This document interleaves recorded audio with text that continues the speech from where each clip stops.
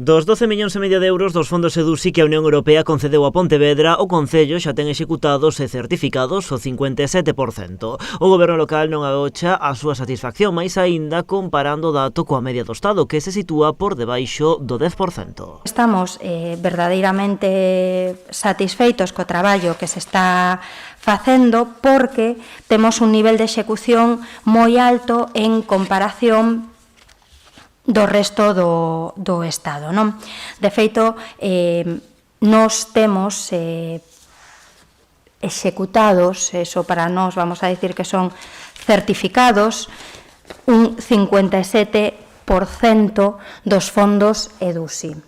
O pabillón da Once, a Ponte do Burgo ou o Parque da Fracha forman parte desa lista de actuacións xa rematadas. Con todo, aínda queda un 14% de proxectos que aínda nin comezaron, incluídos algúns dos máis complexos, como a mellora da contorna do Colexio do Gorgullón ou a posta en valor do Río dos Gafos. Esta parte é a que máis preocupa o Concello, que confiase todo en ter todo en marcha antes deste verán. Seguiremos pulando para iniciar ese 14% restante. De feito, as instruccións internas que temos é que antes das vacacións en xuño ter todos os proxectos iniciados para seguir certificando, seguir traballando e seguir mellorando os nosos datos. Cunha prórroga dun ano xa concedida, o Goberno local ten ata o 31 de decembro do 2023 para ter rematados todos os proxectos da EDUSI. Aínda así, a cidade quere ter os mellores datos posibles para seguir captando novos fondos europeos. Isto é importante, como digo, para unha previsible reprogramación de fondos ou mesmo para a próxima candidatura dos fondos EDUSI, que con un nivel de execución como o noso,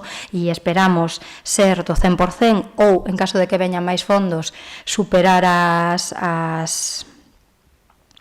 cifras iniciais, pois partir con unha ventaxa